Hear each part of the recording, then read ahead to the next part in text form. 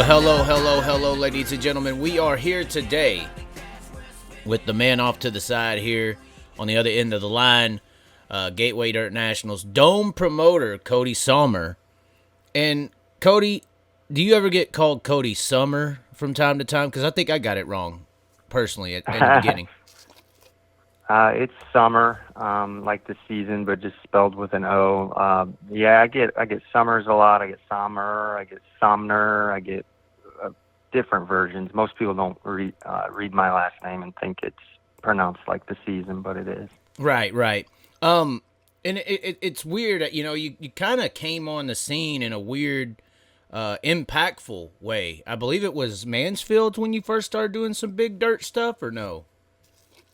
It was a little bit before then. Actually, Indy Indoors, the Indy Invitational, was one of my biggest, splash, I guess, in the beginning, things that I did, and that was both in a good way, and of course, as everybody knows, at the conclusion, it didn't work out very well. Well, and for those who don't know, that was your attempt to do a micro midget show, I believe, in the Indianapolis basketball arena? Yeah, I was in Bankers Life Fieldhouse at that time, and there's a little bit of a backstory to why that was the location and the event and all of that, but because I had been working on trying to get a late model event indoors for a while, and it just wasn't going to work, obviously, in that venue. So ended up going forward with midgets and go-karts and some other things. But, yeah, we ended up doing it. The promotion was great. The idea was great. It was a packed house, and the racing was just horrible. We just didn't have enough time, and learned a lot, though, that applied to, future things, and especially with the Dome. But that was back in 2015, I believe. And then my first Dome was 16. And I think it was 17 that I started Mansfield and bringing it back to dirt and all that stuff. So, but pretty much everything. Well, I was just going to say, that's pretty much a done facility now, correct? The Mansfield is?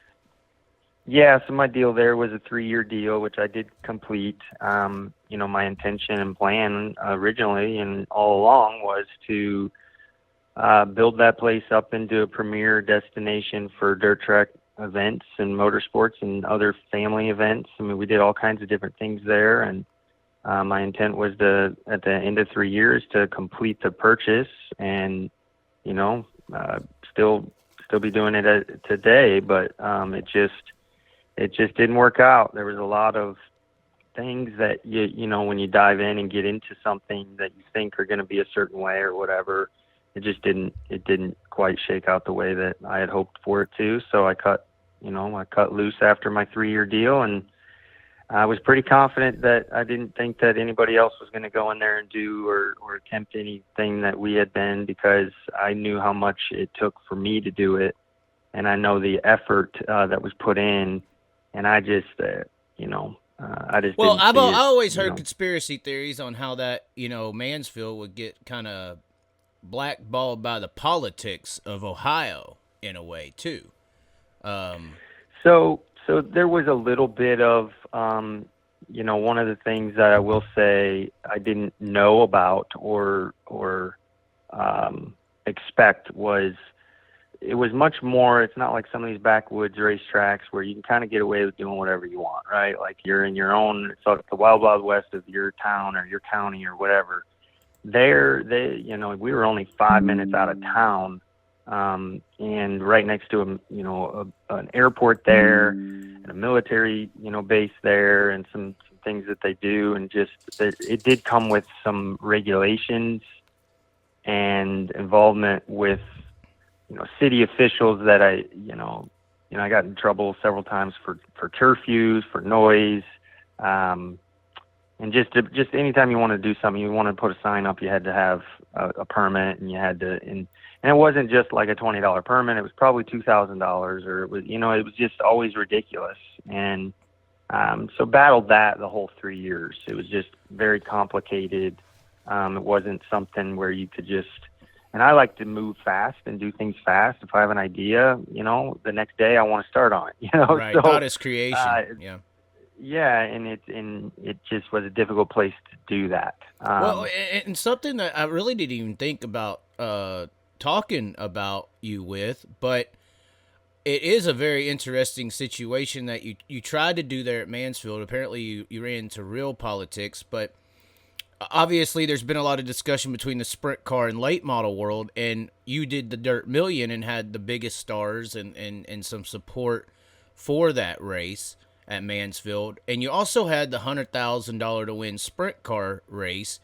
And one of those situations where they're kind of talking how, now that you were dealing with that was kind of in the background that no one really cared about back then was the World of Outlaw drivers, the stars of sprint car racing, kind of being contracted to the World of Outlaws. They sign it. It's their willing, decision.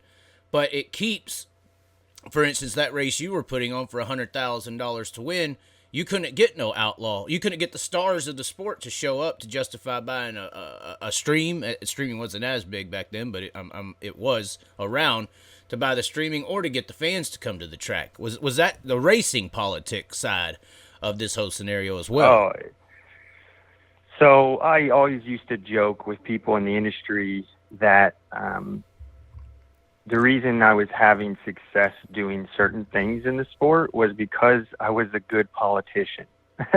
And that's because it is very political. And I'm less involved with dealing with that stuff now.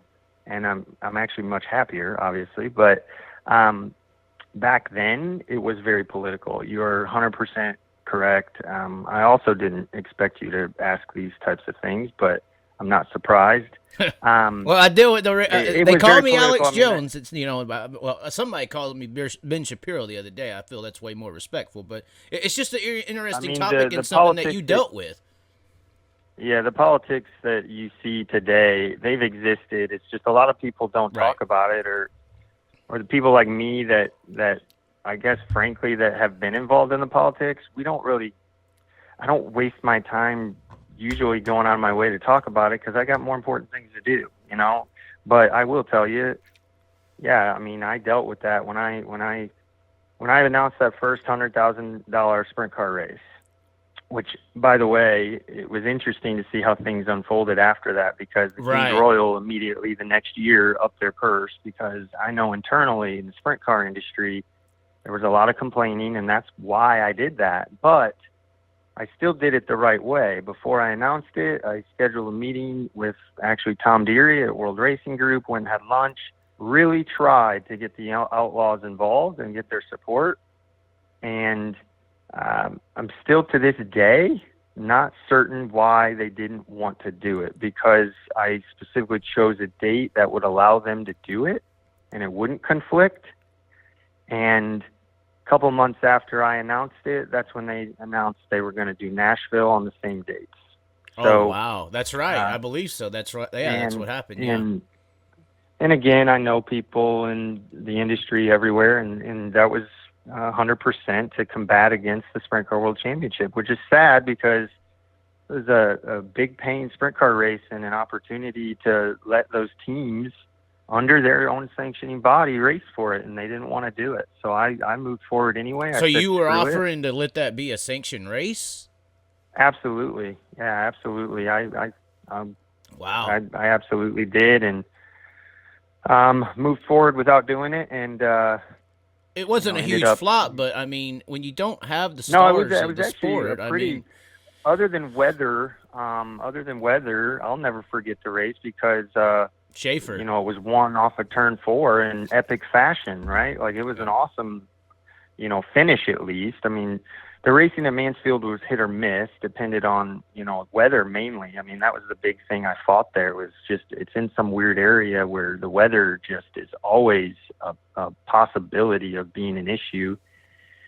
But, yeah, so that was a good example of politics and me trying to do it the right way. And I ended up creating some enemies there probably because I went ahead and moved forward anyway because I didn't back down, and I didn't, and some of these guys I know they're being told you can't do this with the high limit today and you can't do this or we're going to pull your World Outlaw. And it's like, you know what? I would tell them to go pound sand. I would. I don't think that's a way to do business at all. I think holding racers back is horrible. I think trying to intentionally compete against other events is just reckless. I don't think that accomplishes anything. Now, do I think that multiple events can happen at the same time? Sure, but doing it out of ill intent is a wrong way of doing business. Well, and I don't. I would only say that is back to the racing politics. There's people just like in real politics. I call the racing world a microcosm of how the world actually operates. It's very, very true. That there's people that are in these racing politics that have been around for a long time, and they're used to having their way and their power, and they don't want to see their way and their power be threatened in any way. And they'll make moves to retain that power and retain that structure and play bigwig games as well.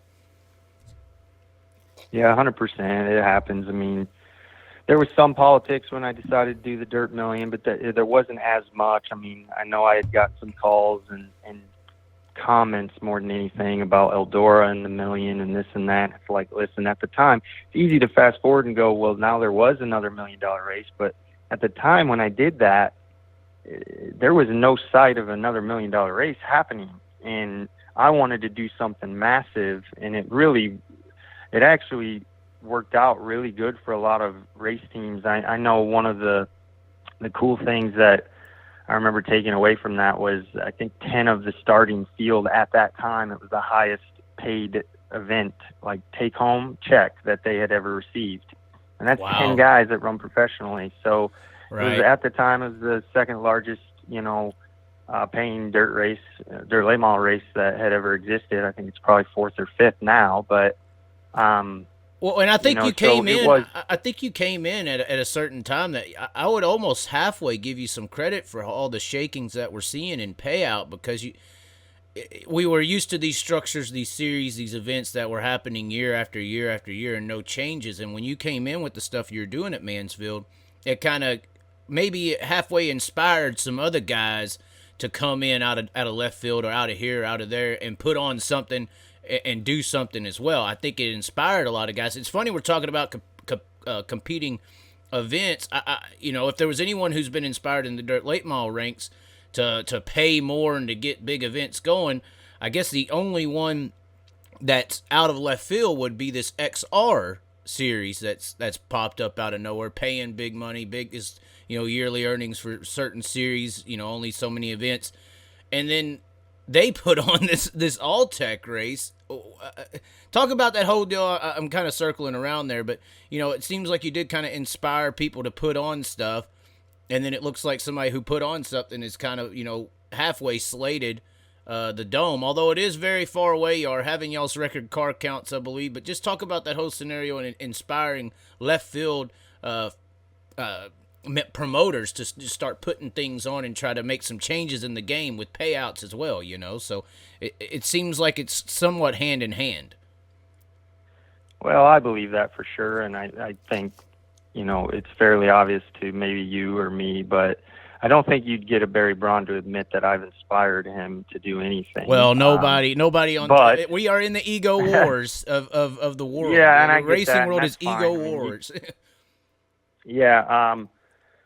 Yeah. So, I actually, on the XR side of things, it's the money that he's doing and paying, and although it's not like I've sat here and spent a lot of time trying to understand the finances of it all, because it's not my business and I really don't care, but it is surprising the amount of money and how he's able to make it work, because I know at a lot of the events I'm still a promoter at heart, even though I do less of it. I still look at events, and one of the first things I do is look at purse and look at the attendance and look at sponsorship, and I start adding it all up, and just that's kind of part of my DNA. And there's a lot of times where I don't see how it adds up for him, but hey, he's still doing it. So honestly, credit to him for that. But some of the decisions probably that he makes, I don't agree with. But, you know, it's his decisions to make, not mine. Well, how do you feel about this decision? You kind of, you know, hinted to the Nashville and Mansfield sprint car deal kind of on the same date, kind of slated that event. It's definitely the same. I mean, he would probably not admit that it's the same, but it is. I mean, I know it is because I've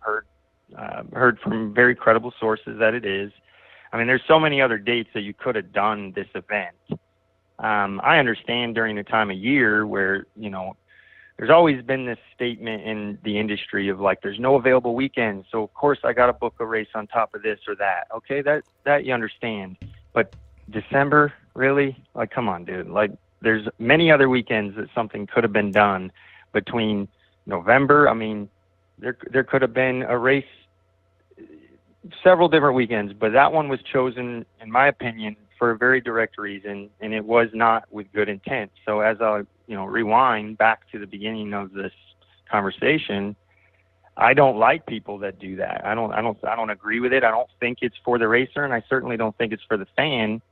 Yeah, is somebody going to go down there and race for $50,000? Absolutely, and that's great. And I actually do love that part of it, but every other aspect of it, I think is wrong, and I don't agree with it. But now there have been, you know, and I know this because he came to the Dome last year, actually, and made some comments, and I didn't like them, and I made some back, and you know, it wasn't much long after that all of a sudden there was going to be a race during the same weekend as the Dome, and that's fine. Again, don't really care. I know we're going to have people in our stands, and he probably won't have very many in his, and it's just the way it is. Well, and in respects, you know, the field at the Dome, it has been very regional. So it obviously didn't affect the car counts for your event, and the fans haven't really been regional. I mean, it's one of those sites. If no one's ever went, it's insane to see just dirt racing in a Dome. Now, I think from being there the last few years, the one issue that the event has had is literally the track, you know, and I've heard a lot of the high profile names of late model racing, you know, that's one of, you know, the Davenports or the Chris Maddens who get mad when they bend a fender. You know, that's one of the areas I think that Braun was trying to not necessarily exploit, but kind of give an option to as well, because obviously if you go to the Dome, you better be ready to Tyler Carpenter it and go in there and flip for a win. You know, I mean, it is a rough racing surface. That's what makes the Dome different, though. And never have I sat here and tried to push or promote that we have the best racing surface or best race on the planet, right? You're never going to see that, because I'm not an idiot, and I know what product that we're putting out.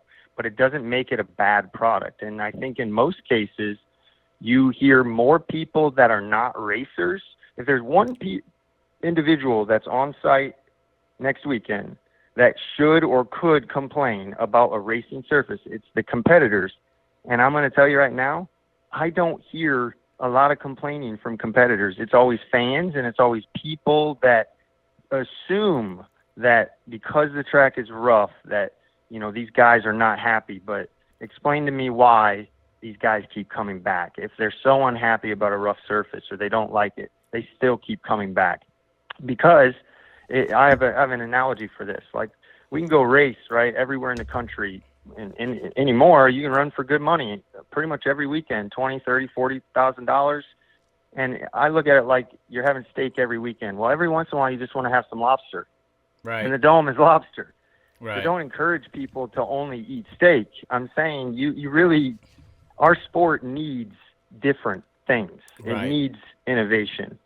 And trying to push away from that, I think is not something that we should be encouraging anybody to do. I think all the teams we have love this event very passionately, and they love it mostly for all things not track surface.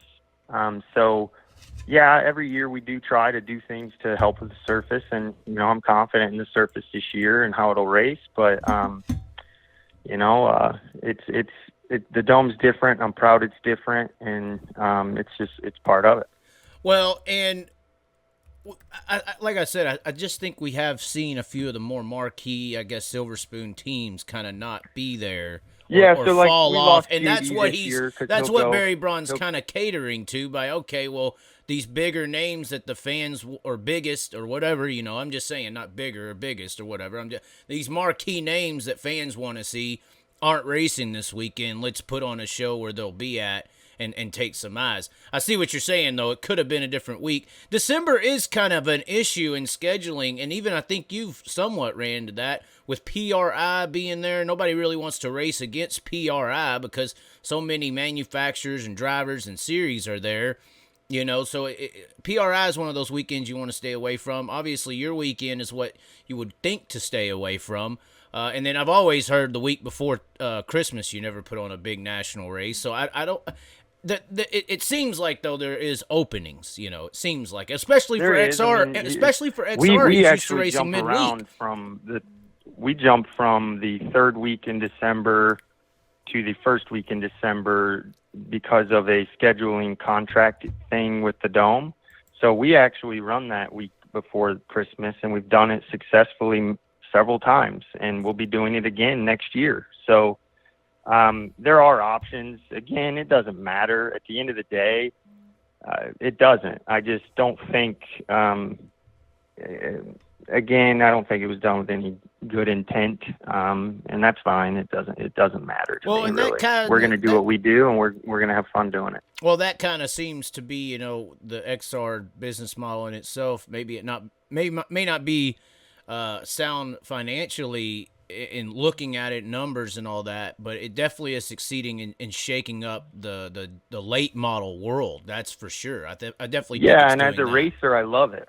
I'm telling you, as a racer, which I am one. I mean, I've been a team owner, and I know what it takes to go up and down the road, and I know that these guys racing for money is extremely important. So, again, as I said before, I can absolutely respect what he's doing with that, and actually, if I was a race team that was doing this 100% because of the finances and for the checkbook, I would say that in most cases, most people would say that going to run an event like that would make the most sense. But again, this event is about experiences, having fun, not enjoying money. it, and doing something different. Yeah. I mean, really, at the end of the day, I mean, you could do stuff for the money or do stuff for the experience, and most people earn money so that they can pay to experience something. So it's kind of one of those, you're getting paid in two different ways when you go to the Dome, I think. Yeah, I mean, trust me, there's a lot of guys that make good money at the Dome, whether it be on the racetrack or in the merchandise booth. Yeah, I've heard the merch is big well. So, yeah, I mean, that's all the things that make it different.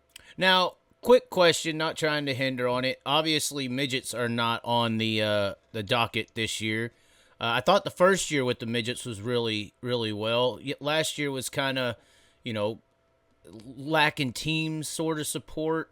Obviously, it was sided with track conditions is what we heard a lot of people saying, just because it does get rough, and if you hit some of these ruts that the modifieds bounce in with the midget, you could bounce out of the building.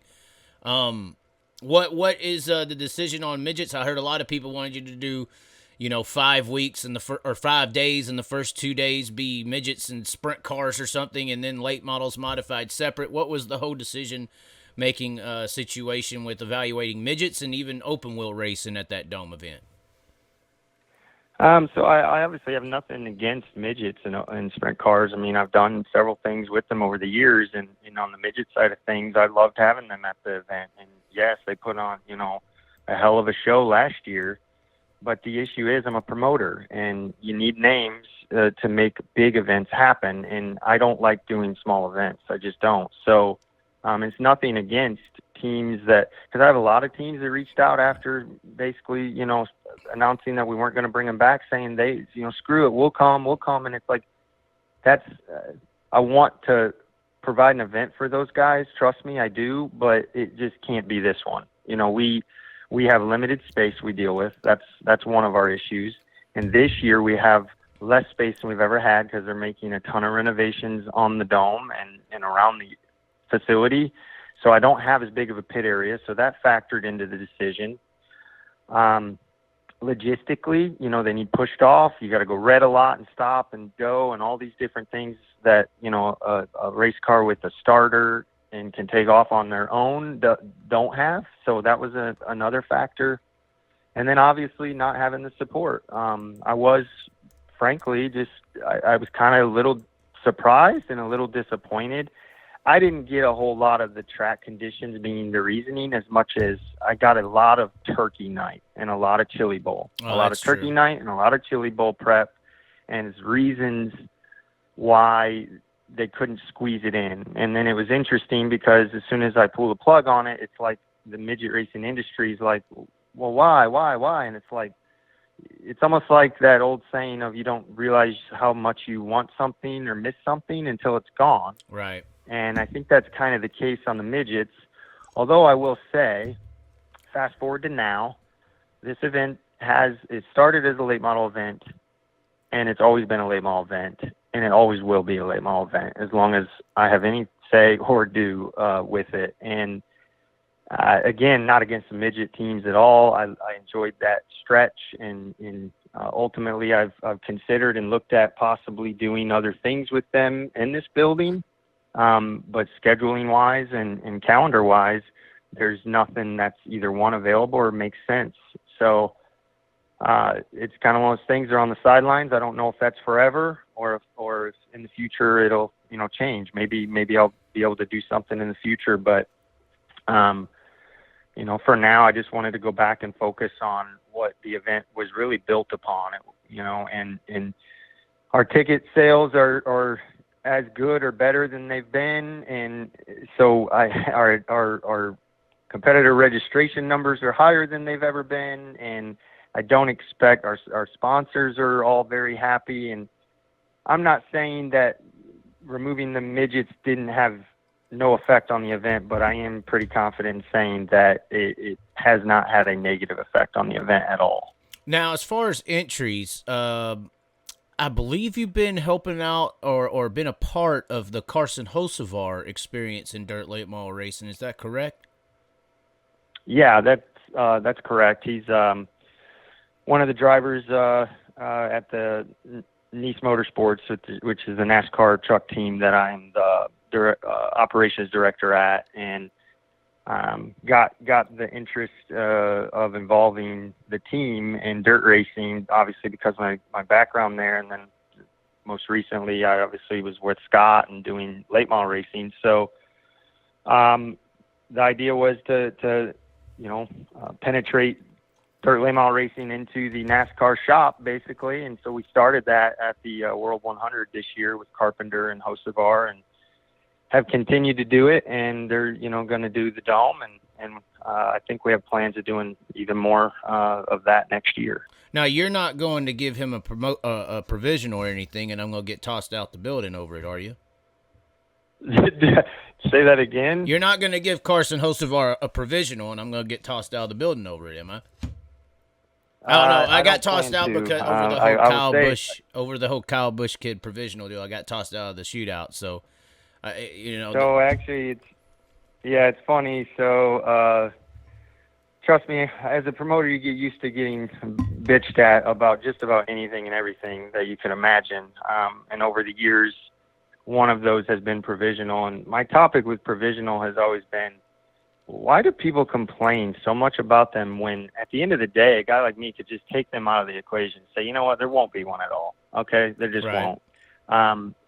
Because the idea was originally for promoter type of provisionals were to allow showcase names or someone that really should have made it or could have made it and didn't. And again, that was the whole origination of the idea. And with the Dome, I've done that over the years. I've given them to past champions. I've given them to people that, maybe won a prelim night and had a bad second night. I've given them to guys that just had a big name. Scott got it one year just because it's Scott. And right. My mentality on it, though, has been, if you've had one, I'm not giving you another one. And I have not given anybody back-to-back or two provisionals in any of the history of the event. So I say I don't plan to give Carson Hocevar a provisional. Like, that's not a plan. But if he goes out there and gets the fans on their feet and somehow has trouble, he's just as eligible for that provisional as the other guy that did the same thing, in my opinion. Well, and I Frankly, think right now, sorry. Yeah, a guy like a Tyler Carpenter is more likely to receive a provisional than a Carson Hocevar. If he has a bad night, something happens, that's a guy that has supported and been a big part of the event that deserves to be in the show. So that's really what the intent and purpose is for it. Well, and you made some points there with provisionals being like awarded to either somebody who deserves it or a star that's bringing fans to the event. You know, I not to hit on that Bush situation at Shootout, but the reason it made me so upset, made a lot of people upset, is you know, Shootout and Chili Bowl has some years on it, and you ain't got a provisional for anything unless you're a previous champion of the event. With I believe it was within the last 5 years or previous champion. I think it's the Chili Bowl, something like that. And it was just so random that it bleeded nepotism, you know. And I don't like that. You know. Yeah. Well, and that's why I say Hocevar, because that's the closest form of nepotism in this situation, you know. Yeah, I would say that in their case. Now, again, I don't know much of what you're explaining, but I'm picking up the pieces. Like it sounds like Kyle Busch's kid. He got a provisional at an event. Yeah, he finished fourth in a B main, and they tried to get him in there, and I kind of lit more than people in the building know about it, and when it got caught wildfire, they got mad at me and kicked me out, and then he all of a sudden declined the provisional. That's the public story, but. Well, because provisionals, you know, I don't think any driver wants to have one, but, you know, in that case, a lot of guys that do need a provisional for that start money or whatever, that makes, I guess, some sense why you would push for it or want it. But let's face it, Kyle Busch doesn't need money. Brexton Busch doesn't. He's going to have many more opportunities to start races. Right. I don't know why they're even seeking out those types of favors, but that's not the type of thing that, you know, the Gateway Dirt Nationals would do or does. Right. But you know, if you're just looking at my opinion of that situation, I would say that was pretty nasty. I wouldn't like that either. I would agree with you. I would think that'd be wrong. Well, for the record, from my understanding, the Hans, the owners, the promoters, seek them out to get that provisional because, once again, I just see it as nepotism. You know, one of the biggest videos of the year for me was one of them was the Tyler Carpenter shot at Knoxville in the truck, and I kind of broke down how media, you know, ignored it. You know, ignored him. Oh, and it was. I will say it was interesting because I actually crew chiefed that race for him and was heavily involved because it was a fifth truck addition to our team. And this is the same Nice Motorsports with Carson Hocevar, correct? That was the Nice correct. truck. Okay, correct. Yep. And so it was very evident to me there. I mean, they mentioned it on the broadcast briefly, but they failed to mention at all that this kid like drove by some of the series' biggest names, and in the first time ever doing it, and looked very good. And honestly, if he didn't break a transmission, I'm telling you, he would have finished top 10 in his first ever NASCAR Truck Series start, and that would have been something that very few people that have done what he did there have ever done. I would say that it's a very short list, and all the names on that list would probably be pretty well notable names. So he really deserved a lot more credit and a lot more attention than he got, for sure. Well, and I heard from people in the stands that like the PA announcers were giving that attention, but the TV was not. The media, when the first lap in that heat race, he went from 6th to 2nd, drove around everybody on the outside, and they don't even mention it. They just they're just riding with Buddy Kofoid. And in the dialect of that video, I was trying to explain the reason they're portraying Buddy Kofoid is because he's got corporational support behind him. He has enough money to buy another ride or get into this yearly gig with them, to where Tyler Carpenter doesn't have that type of money behind him to be there for a year. So why promote somebody that and make fans like somebody, and then he's not there the next week? Yeah, I mean, who knows why? You know, it's all speculative, but It's they just, definitely that's the did not business give way to him look at the- it. I just see the business aspect. That's Yeah. I mean, and it makes sense what you're saying, and I could probably see that being part of the whole ordeal. But it was unfortunate. But Tyler still enjoyed it, had a good opportunity, and as far as I think he's concerned, and us at Nice, it was a good experience for everybody. And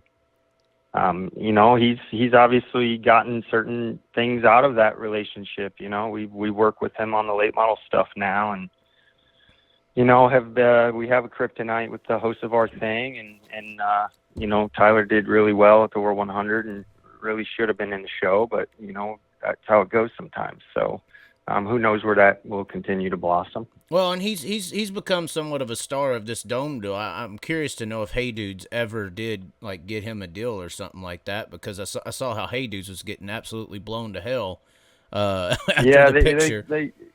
You would think they should have, but it's my understanding they didn't do anything. But heck, they probably should have, because it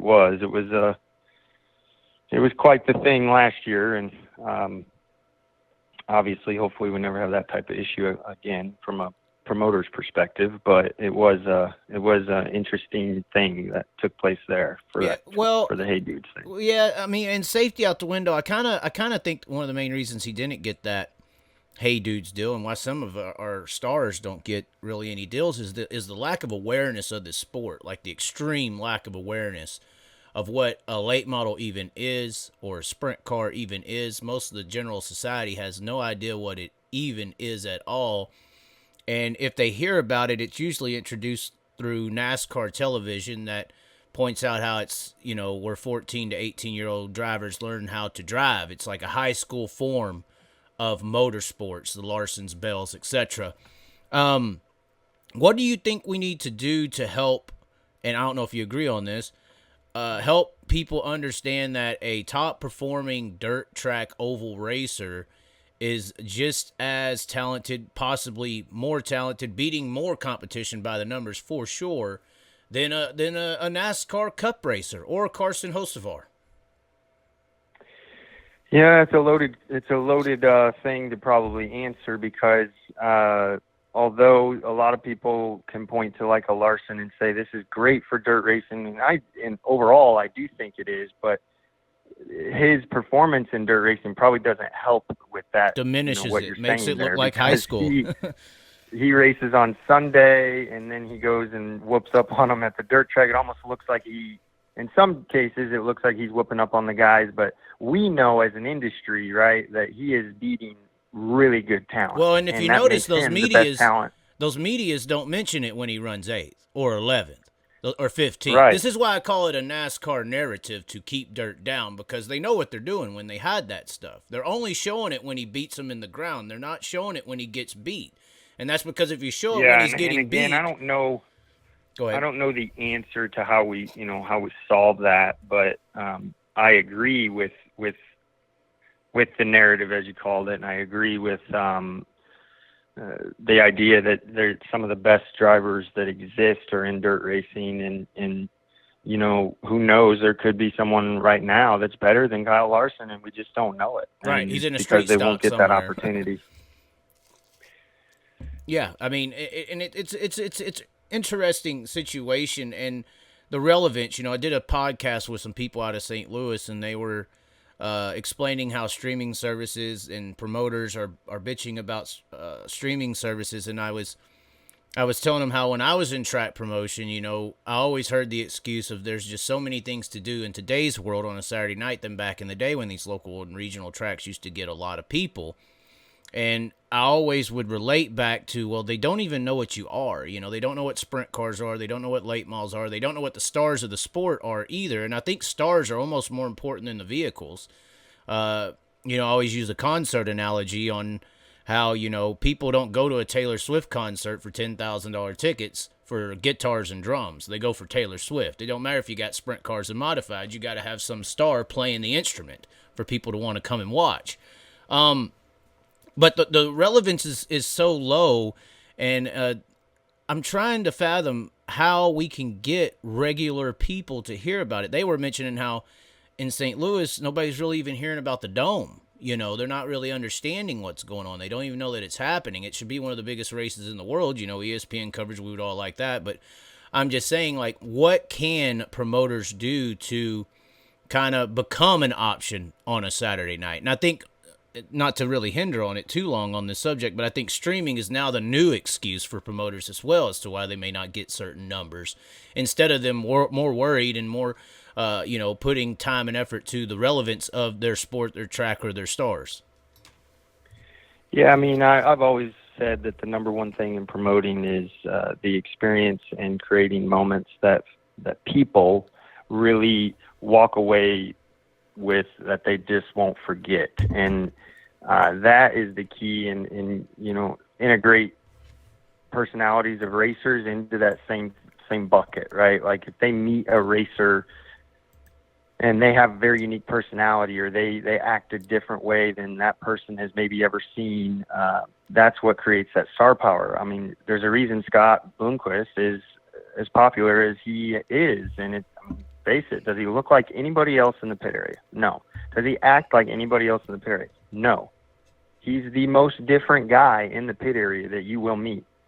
And same could be said for Carpenter. That's right, and Carpenter's is very a great other example. And so I think you have to put the less on the other individuals out in the world to bring some of those weekend warrior racers to star power, and you have to put it more on those weekend racers themselves and creating their own brand and creating their own personality and realizing it needs to be different. If that's what you want to be and where you want to go and the level that you want to be at, you probably are going to have to be different, because being generic is not what people are interested in at all anymore. So right. That's probably my biggest recommendation to create shift and change is really adopting the mentality that you have to actually put effort into being different and in order to have that potential of star power. What are some of the difficulties that you may be facing, and maybe other people have faced this too, in promoting in markets? A lot of these tracks are in rural areas, so it's pointless to promote in some big city. But how difficult is it to promote and get awareness of this event in a city like St. Louis? Some mainstream kind of attention to where people know that there's something going on in the Dome, because I've experienced it myself where I'll go around town and tell people that I'm here for the Dome race, and they are just oblivious to anything even happening.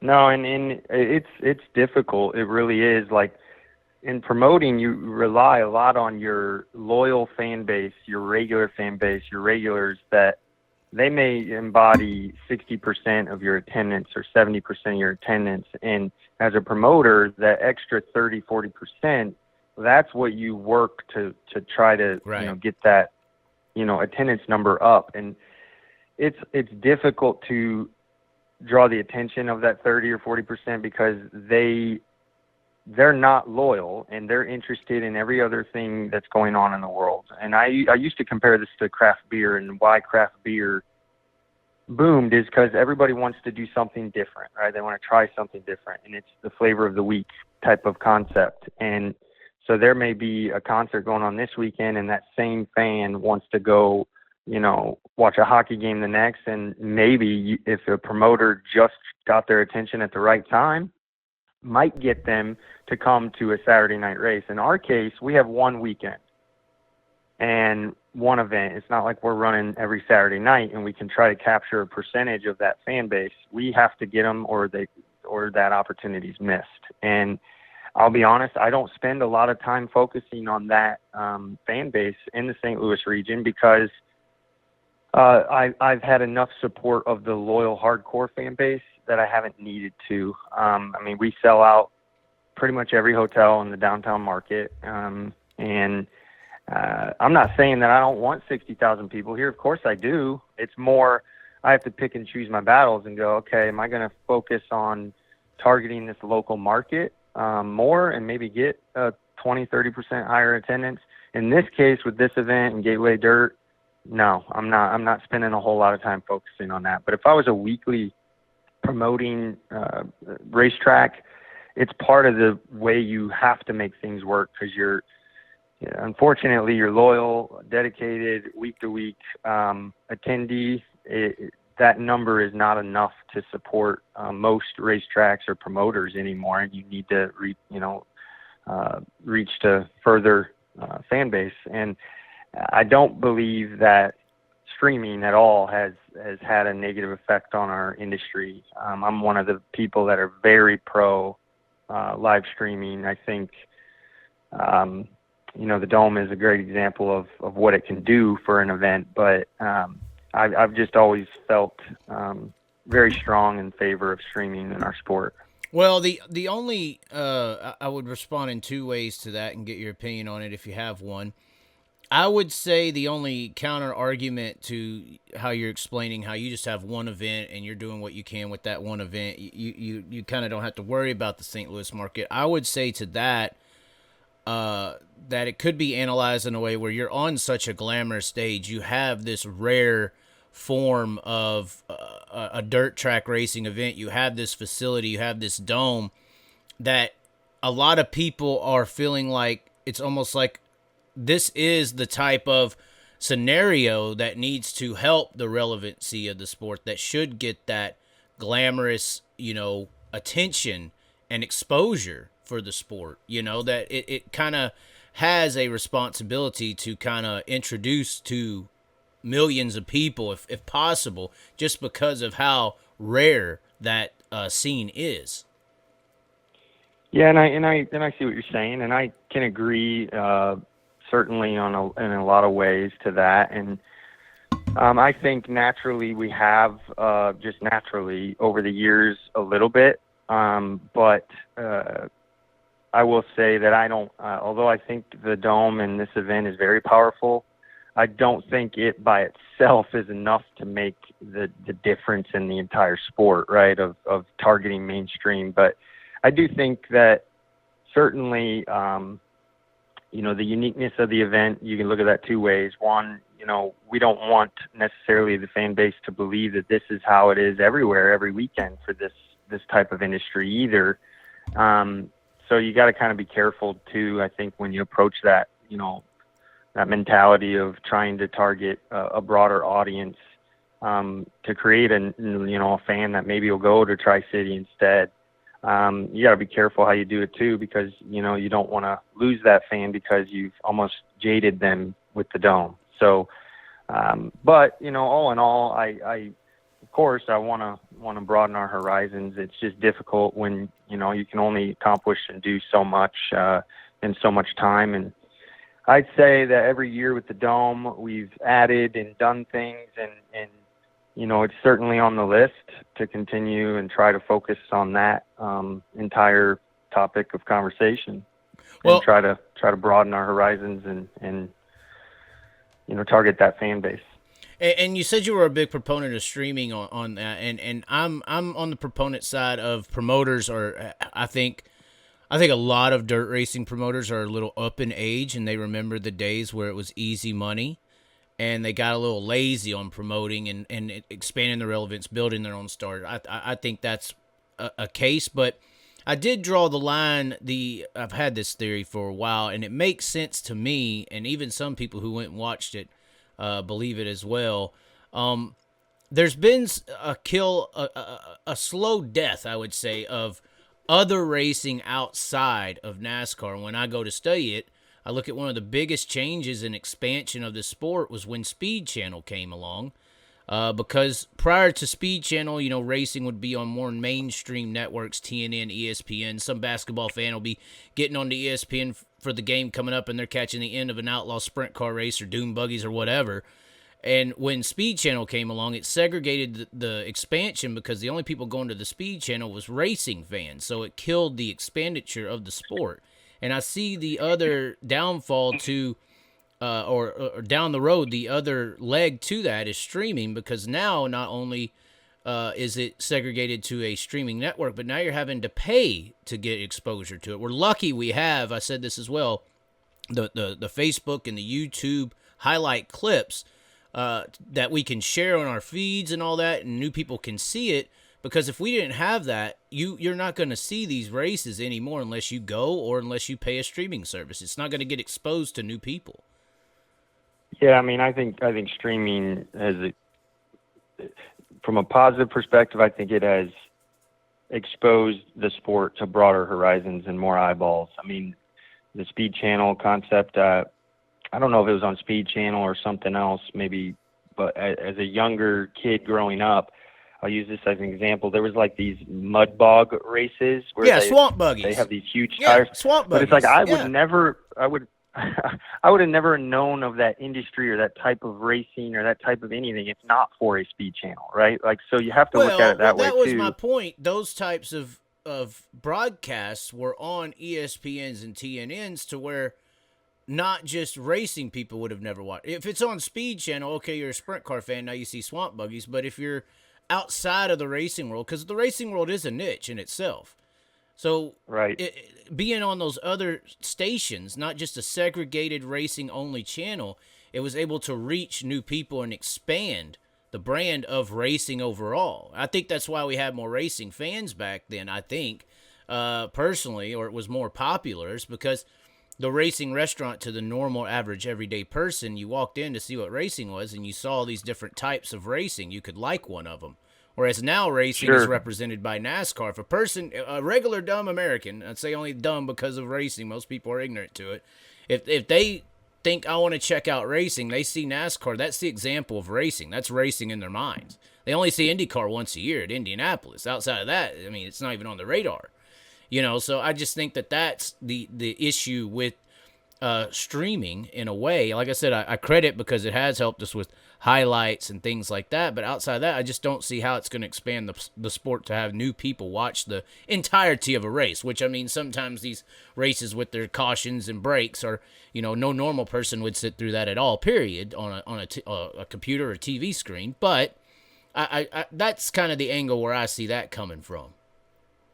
Yeah, and I would agree with that, and I would absolutely see where you're coming from with it. So, yeah, I mean, you know, the answer there is obviously trying to highlight get clips it on different broader platforms, and someone's just got to make that move and make that decision, and you know, and maybe we'll see change. Now, okay, last topic here. We had you on just about an hour. We're trying to keep it around the hour time. Everybody keeps asking me, you know, it's so good of a sport, the dirt racing. It's so exciting. The on-track product's so good. Somebody even asked me, well, they like NASCAR has concerts and all this. I'm like, they got concerts because their on-track product isn't entertaining. Our on-track product is entertaining. One of the most entertaining on-track products visually that you can see.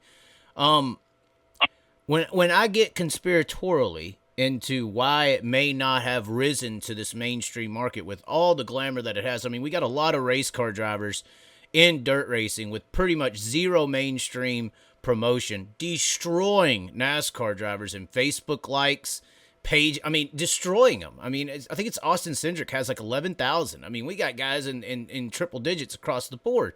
Our stars are very relevant with zero promotion. My joke, I guess, and it could be halfway serious, is gambling. In most high businesses and entertainment sports that are mainstream, there is a huge influence in gambling. Now, I believe you have the dirt draft, which is fantasy-based, and it's not rewarding in money. But I kind of see that as like the tipping point. And I think one of the main reasons dirt isn't allowed to go to that level is it has to be somewhat controlled. Fixing and gambling, I think, is hand in hand. That's happened before. It happens. It does. I mean, there's people who've been thrown out of leagues for it, you know. You can't do that with dirt racing as it is because it's so mom and pop and there's so many teams. The closest thing that ever has come to that in dirt racing, I would think, would be the World of Outlaws sprint cars because it's segregated to so many teams that can compete under a certain amount of dollar cap, you know, but What is your opinion on the gambling industry and dirt racing and its future? Because if dirt racing does go to that mainstream level in 5 years or so, and it gets that big time attention that we all think it should and could get, that's going to be an element that is going to infiltrate the sport. Yeah, I mean it'll happen. I mean, I believe it will at some point.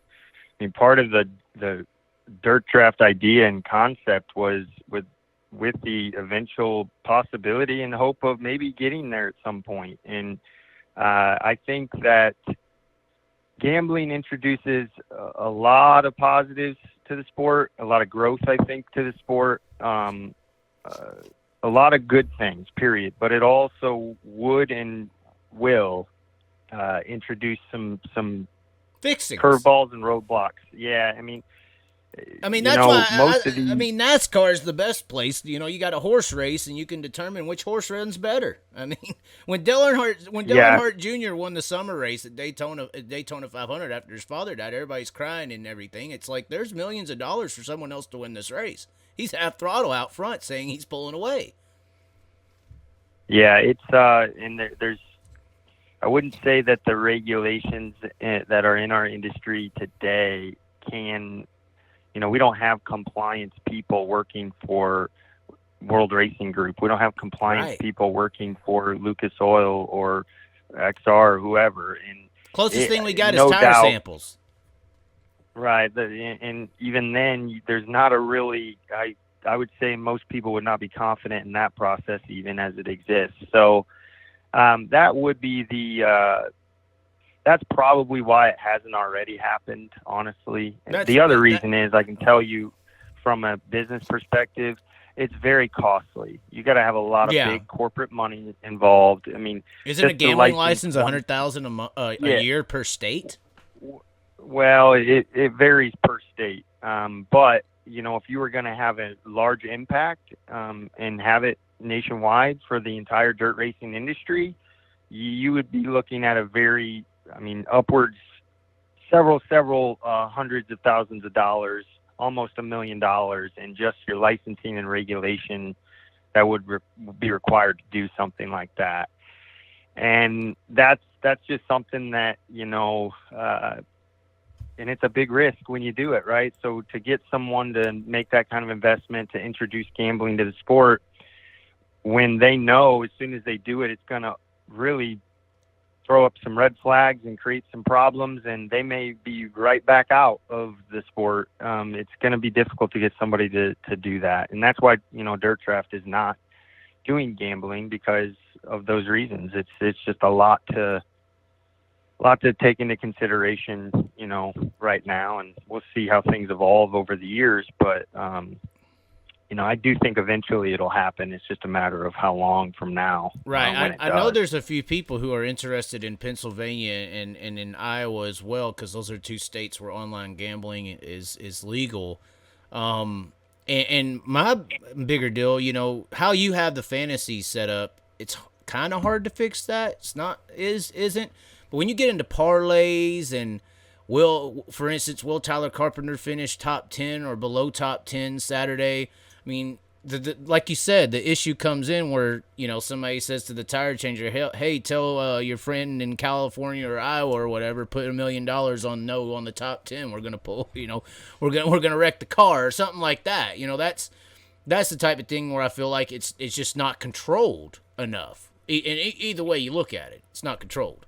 Yeah, it wouldn't be. And I mean, there's just so many variables, and there's a large investment that would be needed to be made in order to do that. And it's not something I would foresee happening at that level of detail. I think that Dirt Draft is the closest thing to gambling potential in our sport right now. I mean, we've obviously invested in the software and the technology.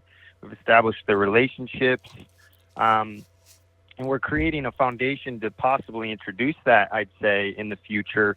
But more than likely, it would be in its current format, right? It would be, rather than earning points that you can use, you'd be maybe earning money. And that's, right. But which is how DraftKings and all them do it. It's the same thing. Yep, it's the same concept. So I would think getting into more detailed is where things would get more complicated and the potential for disaster. And you're mentioning, more so like for it to get that way, it has to be somewhat kind of controlled and even higher than a World Racing Group level. We look at like Australia and other areas where dirt racing is a little more mainstream. They have a governmental body over the entire racing actions of the entire country in Australia. What is it, or is there a possibility to where some bigger investor, we were talking the other day about how, these purses for all year long really ain't that big when you compare it to the big business entities that are out here. I mean, a successful cup operation a year is $35 million. Do you think that there's possible or potential for some big investor to see this dirt track thing and try to come in and just swoop it all up, corporatize it? Roger Penske, somebody like that? I guess in some aspects we've already seen that happen, but maybe not at that level because it hasn't been needed. I mean, usually they get associated with we get a lot of sponsors. Like Lucas Oil is an example of a large sponsor that got involved and got very involved, right? And to this day, they still are. We've had examples of our sport where that's happened in the past too. Stacker 2 is one. Mm-hmm. NOS is obviously one now. Major, larger brands and sponsors is what I would say. We just haven't kept a lot of them around. And I think that's because of the relevance of the sport. We don't have no return investment for them. Yeah, and I think it also is we have a lot of hardcore racers, but we have less people in the sport that probably are qualified business-wise to be doing some of the things that we do. And that's not saying that everybody in our sport's that way. There's many great business people in our sport, many. But, you get that one that doesn't know what they're doing or how to do something involved with a corporate sponsor. And then now that sponsor goes away because of the risk associated with doing it. And versus, dealing with a cup team or a larger team. I mean, they've got account executives that are looking after that sponsor's well-being every minute of every day. And it's just a different dynamic. And I don't think it's going to be someone that comes in with a large sum of money and just take it all over. I mean, there's too many stubborn people in our world to probably even allow that to happen at all. But I do think our sport is progressively adding and getting more larger sponsors. So I do like that, and I see that trend. I mean, I have several corporate sponsors with the Dome, and that list continues to grow, and I see that across the industry too. So that is positive, and hopefully we can continue that trend and retain some of these larger sponsors, because if we do, then I think that's how the sport obviously gets healthier, more sustainable, and can be something for people to have their livelihood off of. Right. I just think there's ways to do it outside of that. I think there's other avenues. I think the business model of racing operates like that. I think that one issue with racing is it's so heavily dependent on sponsorships that sponsors and corporations can control too many things. One of the benefits of back in the days of when races were $50,000 to win and cost of living was, new trucks were $5,000, was, you could win races and do whatever you want and pay for your race car and pay for everything. If you got a sponsor, it's because they wanted to get the exposure that you were getting. Or same thing for racetracks. You paid your purses and was able to pay well because of fan attendance and things like that. Sponsorships was kind of involved with you because of what you could reach. I feel like I said, with the relevance and the return on investments on sponsors, that a sponsorship in today's world doesn't really, especially in racing, doesn't come across as, they want to be involved with you because you're reaching people. They want to be involved with you because you will do what they may want, more. If they're not getting a return, and the operational sense is based on pleasing the sponsor's experience, then I just feel like the corporation has a little bit more power than it should at that point. Yeah, I mean, that definitely exists. I will say that. I've dealt with sponsorship at a high level, and it's definitely an element that exists where they are very involved with decisions, and I can see where you're coming from with that for sure. Right. That's kind of why I think, relevance of the sport and things like that could help, because if you had 60,000 people in that dome and they were paying a premium damn price, I mean, there's people paying $75 to park at an NFL game. if the sport was relevant, it was worth the price of admission, you could be telling the sponsors who you want instead of, reliant on a sponsor for an increase in pay or something like that. You could do it more self-sufficiently. Not necessarily pointing you out. I'm more so broadly speaking here, but that's kind of that's kind of where I would like to see the sport, and I think relevance is the one key piece missing that is potential for that to be a reality. I think if most people knew what this sport was, they would be dying to get a ticket to go see that dome. Yeah, I do too, and hopefully, we can continue to create storylines we have over the years, and hopefully lightning will strike, and we'll be able to get that kind of attention that will allow 60,000 people to eventually be here. Obviously, that would do wonders for the event and for its future, and we'll see what this year brings and grow and build off of that, and just keep the process going, and hopefully. Like I said, hopefully we'll be able to pack it out one of these times. Now, obviously, you may not know this. We're close to wrapping up. I know we said we would be, but we're getting there. What is the foreseeable future at the Dome? Obviously, the XFL, I think they're starting a team there, but that's a spring situation. I'm assuming they also still bring in the monster trucks and stuff like that. So is this something that's going to be staying? Because there's always a rumor every damn year. This is the last year. Next year they're doing this. This year they're doing that, Well, right now they're renovating all around the facility. So, and that is a large project of expanding what would be our pit area. They're creating a new ballroom. They're creating a new courtyard around the Holiday Inn. Along Cole Street, there's renovations scheduled. In total, it's about a $200 million renovation project that started this year. And for the next couple of years during this event, people will see construction. So from that perspective, but the renovation has to be for something, correct? You're correct. I mean, obviously you would assume that, right? I mean, why would you put $200 million into something that, 2 years from now you're going to tear down? So from that perspective, I'm confident that the event's going to be here for a long time. And I know for sure we've got, our dates already set for the next couple of years, through 2024.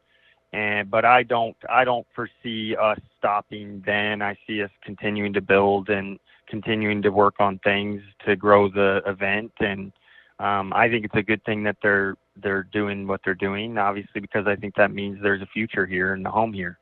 Right. And has there ever been interest from other venues? Have you ever had that conversation, or anybody tried to throw an offer on the table? Hey, we like what you did, bring it here, or? I wouldn't say as much as them reaching out to me. I've reached out to other venues for other possible opportunities, one of them being Lucas Oil Stadium, obviously, and worked really hard at that one, trying to do something there because I feel like it's, race central other than North Carolina, and I felt like, I ended up running into just roadblocks there, and essentially, long story short, they're not going to do indoor racing at Lucas Oil Stadium. Unless leadership and executive leadership there changes, they're not going to. But I tried, and that's why I ended up going to Bankers Life Fieldhouse, because they just weren't going to let it. They just were not going to do it. The real politics. There's been some other venues. Yeah, there's been some other venues I've reached out to. The cost associated with doing this is not small by any means. Even here in St. Louis, it's not small by any means. So every one of those venues, there's pros and cons, and I definitely, have looked into other venues and other events, but I think it's safe to say that the reason that I haven't done another one yet anywhere else is because it just hasn't made sense. And but I'm always looking, and I'm always curious on that potential to expand on it. Curiosity here from me. Have you had any discussions with Feld Entertainment since doing all this Dome stuff? Oh yeah, absolutely. Feld Entertainment obviously is the, for those who don't know, Feld Entertainment, they own Monster Jam. It's Disney. It's Carlisle Group at the very top. It's the Carlisle Group, but it's a Disney entity. Feld Entertainment. Yep, they own Supercross. They own Monster Jam. They own Disney on Ice. They own a lot of entertainment. They're $1 billion company. massive at what they do in events. And we've actually worked with Feld in the past with the event on a couple of different occasions. We've shared resources with this event at the Dome, specifically with Monster Jam, where we had kept and shared dirt and done some different things together with, again, our trucking, and tried to save each other some money. So definitely have heard from them, not from, I think, the perspective or side that you're asking for as far as interest in maybe colluding. A yeah, dome tour. More, I've actually been on phone with the dude. I got him in my phone, but I was before you did this, I was interested in starting something up like that. That was a dome based series, and obviously you go to the guys who have been doing dome with dirt racing, and they have probably the biggest, career path that they've carved with dome and dirt racing. Yeah, I don't know. One thing I will say is this event is costly for teams. I truly do understand that. It's unusual because we have hotels. You can't have your toter homes and such inside. There's a lot of factors that contribute to less is more in this idea and concept. But again, I think the biggest reason that you can't necessarily expand to other venues is because, like Indy, for example, Lucas Oil Stadium, there's nowhere to put the pit area. Mm. You'd have basically tents. You'd have tents outside and teams outside. In December in Indiana, that's really not something that's feasible or possible. Now, if you were going to do a dome tour in the middle of the summer, yeah, sure, that's possible. But now we're going back to the idea of we're probably walking on a lot of political toes in the sport that to make that kind of financial risk probably is not worth the upside. To do an indoor thing during summer event, season. Right. Okay. Well, I was just curious on that topic. Anything else you want to talk about? You want to give your opinion on the Outlaws versus High Limit? I guess I don't really have an opinion per se on it. You have an opinion on letting sprint car racers race, obviously a little bit, but obviously I'm pro the racers getting to race, and I don't like dictatorships. That's how it comes across in our sport, and it's like communism in a way. Yep, I've said it too. Yep. I feel like making guys sign a contract that they cannot go race or do something is not in their best interest. It's in that company's best interest, and that's just a fact. I mean, you're asking them to sign something to protect your own best interest, and I understand that you're doing that because of all the things you're providing to them, but at the end of the day, it's an ultimatum that I don't think as a racer is what we should be doing as a sport. Well, but that type of agreement is littered over there in NASCAR land with the charter system and everything else like that. I mean, where do you go? I mean, that's kind of the business model of successful racing operations, is to get to NASCAR. Yeah, but there's no transparency. I mean, them NASCAR teams, they have a lot more transparency than people think with the money side of things, right, and why they get what they get, and they get a percentage of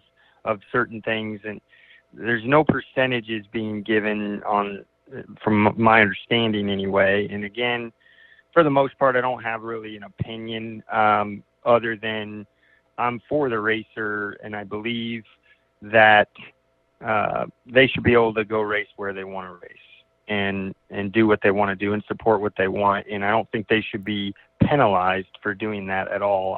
I always thought that Sheldon Haudenschild is a name that I never knew or met until Mansfield, and I remember vividly having multiple conversations with him about the Sprint Car World Championship and how he was absolutely just, frankly, he was pissed off that he couldn't go race.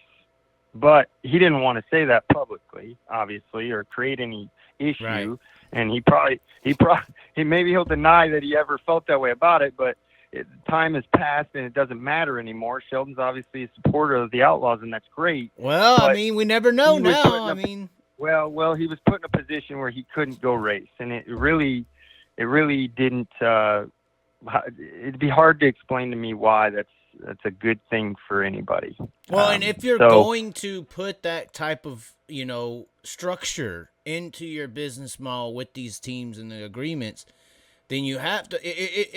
If you want to be the pimp, you got to pay your host good. You got to pay them. I'm just saying, if you want to be the boss, you got to pay your employees more than they can get anywhere else, so they're not upset to be racing for you. Yeah, and I think obviously your Brad Sweets of the world would not be interested in doing this if they felt like that was enough. Exactly. Exactly. So it is their own incompetence that's caused this.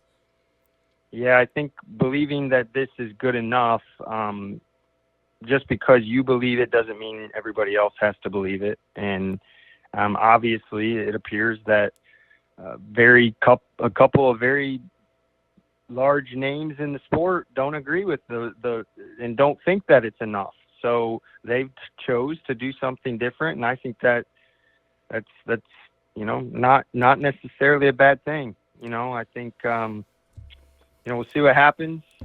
Obviously I'm less involved in all of that nowadays, but I certainly pay attention to it. And I definitely, though, to answer I guess the question, I like what they're doing. I can respect it and appreciate it. At the end of the day, they're too taking risks. It ain't like this is just easy to start up something new. So they're putting their money where their mouth is in a way as well. And, putting it on the line so that others can hopefully benefit from it. Well, I guess before we get out of here, what if that's your stance on that situation? What is your stance, I guess, on the only place that I kind of personally heard a little rumblings when you started doing your show?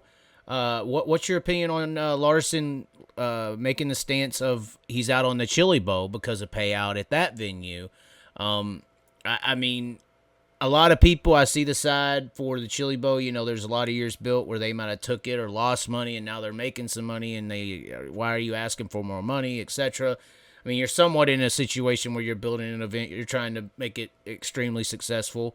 I don't know. How would you feel if this was happening to you, and how do you feel about Larson's decision on such an event like that? I don't know. I'd say I feel on that. I would say it's a couple different ways. I don't know. I mean, obviously, he's using his voice and the power of his voice to possibly, I don't know the things he's actually said publicly about that, but if he has publicly made it very clear he's not supporting it for those reasons. He said he's not racing it because of the payout not increasing. Yeah, and so doing that publicly, knowing that you're a notable figure in the sport and therefore have a following, again, I like Kyle a lot, and I think he's the best race car driver that's ever existed, seriously, and I do. Like I said, I like him.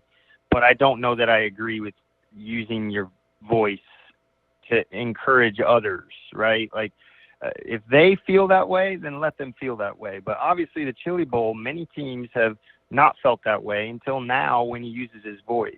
And that being said, though, you could look at it on the other side and say, well, a guy with power needs to use his voice, right? Because that's what creates change, nobody right? speaks up, people just keep until Rosa Parks sits at the back at the front of the bus. Nobody ever stands up to start getting their rights. Exactly, and that's a good example, and that's why I'm saying I don't necessarily know that I have an opinion. I guess my opinion on it is I understand both sides. I understand why, as maybe a promoter in an event, you think that that's wrong. What he's created this following of anti-supportive events because of the financials of it. But I also could very much stand behind Kyle and say I agree and say, hey, we need more of these higher paying events. Obviously, I'm for higher paying events, and feel like I have a history of doing big things for racers. So I can totally stand with him, but I could also stand with the promoters and understanding sometimes you don't know the full story. You can't just assume that the Chili Bowl is printing money, okay? Now, do we all think they are? Sure. Everybody thinks that I print money at the Dome, but there's a lot that goes into it, right? Right. You have a lot of expenses, a lot of overhead, and, I think that their biggest thing is that it's been what it is for so long. I mean, heck,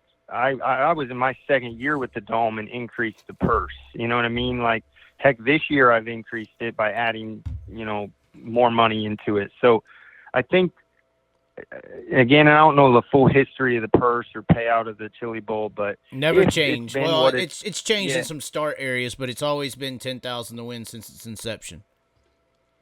Yeah. So, I mean, it's kind of one of those things where, again, I think I side with both of them on that in some aspects, and couldn't necessarily give a hard opinion on one or the other. But as I said before, and I think as I've shown as a promoter, I'm very much for paying the racer. I always have been, and as a racer myself, I think it's part of sustainability. I mean, one group, one organization pocketing a lot of money is not how we go anywhere. Right. We need more mom and pop shops. No more Amazons. Amazons is what ruins the market. The capitalism doesn't exist without free market, so Sure. The market always has to be moving, and somebody else has to influence it. I'm assuming your influence has got people, like I said, I think you're a real big influence on, third parties coming in and trying to put on big events and even halfway series,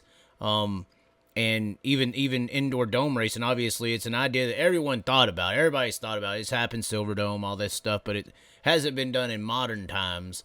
And you've done that as well here. I think something that the Chili Bowl kind of, maybe they've underestimated what they do when they put out how much it is to enter the Chili Bowl, and then how much their weekly pit pass is, and then how much it is to enter the shootout, and then how much the weekly, so people can go in there with a calculator and add up a lot of big numbers real quick, and then they see the sponsors Sure. involved as well. And Kyle's not a dummy. He's around a lot of smart. I'm sure he's hired a lot of smart people too. So I don't know, when it comes to that topic and all the influences in the sport right now, it's hard to dissect, But when you pull a calculator out, I think that's why a lot of people are like, yeah, they should be paying more. Which it has been a relevant topic around the Chili Bowl for years. Why hasn't it raised more? Yeah, I mean, it has. I mean, I know I was even, the same promoter, same person having those conversations. When you start an event, you look at other events of what they're doing. So, of course, I looked at the Chili Bowl when I started the midgets here, and I did, kind of model things a little bit around that, because I was like, well, this is the biggest midget race there is, right? Or kind of, in a lot of ways, and in some ways not. But but at the same time, I was paying $10,000 to win midgets and nobody showed up. So it's kind of a difficult thing to understand sometimes. Right. We at the Dome, for example, it's $30,000 to win for late models, but most people don't really care what that number is. Although a couple of years ago, that was a really up there in top 20 list of that's big money. Event win money. Now it's probably top 50, Right. So because and of it could be happened said that's your fault. It could be said that's your fault. Yeah, and I mean, and I'm okay with that. I'm okay if I have had an influence in, there being more 50Ks and 100K races, which I guess, not arrogantly speaking, I would say I probably have had an influence in that, along with several others. But, I'll never be mad about that as long as it's sustainable. And as a sport, we can do it and support it.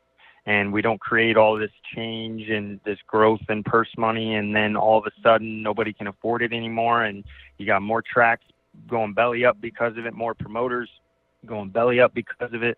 That's the thing you just, really, we all need to be conscious of, and we got to trust that the people that are putting on these large events, they're doing it in a very sustainable fashion. I mean, that's going to be important to steady, good, logical growth.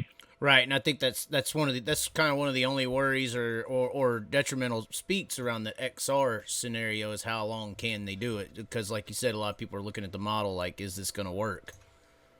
For an extended period of time. Sure, and obviously it's created change and purse increases and had an influence on it, just like I did. Right? Just like Mansfield. Mansfield was only there for so many years, but look at the change it possibly had done on the sport. Yep. So that's kind of what I'm saying. If it's not sustainable, I don't know. I don't know that it'll be a positive if it's not. That's all. Right. The impact may be. The changes that impact may have done may have been. What is, just last thing, I know I said that 3 times now, but who is a surprise pick for you this year? I'm assuming everybody is going for Tyler Carpenter again, but is there some names? Is there anybody you know about that people should be looking for in the late model division to be there this year, and who do you think can make the biggest impacts? Well, I still think the cream rises. I mean, if you look, like Brandon Shepard's a good example last year. He did not have a good heat race in his prelim night, and he ended up coming back out of the B main and passing, which is also another funny topic always. There's no passing at the Dome. Well, I'm calling BS. There's plenty of passing at the Dome. You just got to earn it. And right. Brandon Shepard, he passed more cars last year than probably anybody's ever done in one weekend here. And that's an example of the marquee guys that really what I love about the Dome is that it's an equalizer, and your Austin Simpson types and you name it, the guys that, don't have a big budget or not full-time professional, they have a chance, right? Right. But as we've seen over the years, the cream still rises, right? Scott wins, Bobby wins. Tyler was a little bit of the surprise, but he's also no slouch, right? He wins plenty of 5 and 10K races in his region. So I would still look at the entry list and go, who are some of the larger names and people that know how to get it done when the time, when it's time to be clutch, right? When you gotta be elbows up. I think Ricky Thornton Jr. is a name that I think will be there. I think Brandon Shepard is a name that'll be there.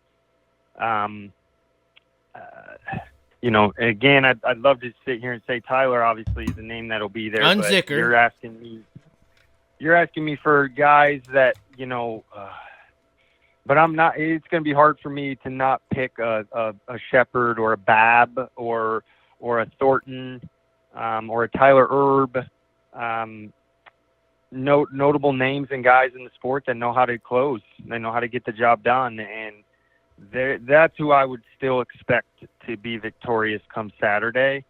Now, that being said, I do think a lot of guys, a lot of eclectic different names are going to have moments, though. Win a heat race, maybe even win a prelim, right? We've had Miles Moose on we've had Gordy Gundaker win before. We've had several names win prelim nights, but getting the whole job done, I still think it's going to be a guy that, is more of a full-time team on that level. But I guess we'll see. I mean, obviously, the Dome has thrown curveballs at us all before, so it's the Dome. You just don't know. It's the Dome, and obviously without the midgets, is the format any different this year? How is that going to play out? It's not really. I mean, we still have the schedule of events. I guess have changed a little, at least. Yeah, it's changed a little bit. So Thursday we still have our prelims, so only half the teams run on Thursday, and then the other half run on Friday, and that sets the stage for Saturday. And you still go through them last, races to try to make it in. And we introduced a race, a true last chance race this year. That's probably the only change format-wise that's been made. Because before, when on Saturday, if you didn't transfer in through your last chance qualifier, your day was done. Now there's another opportunity to race in, and that's probably going to be an action-packed event, I would imagine, is the Win and You're In, which is Saturday right before the main event. It's essentially a glorified B main, but I think a lot of these guys, when you give them one more chance and only 12 of them are out there, I think you're going to see some elbows thrown. Right. So we'll see. But I again, to answer your question, I think it's going to be. I really am thinking it's going to be your Brandon Shepard or a Bab or a Ricky Thornton or Tyler Herb. Those are my picks. There you go. Okay. Going to Vegas with those. FanDuel.com. No, I'm just playing. All right. Well, I guess that's pretty much it. I mean, I don't think there's anyone else to throw under the bus. We covered Outlaws, Barry Braun. I mean, anyone else?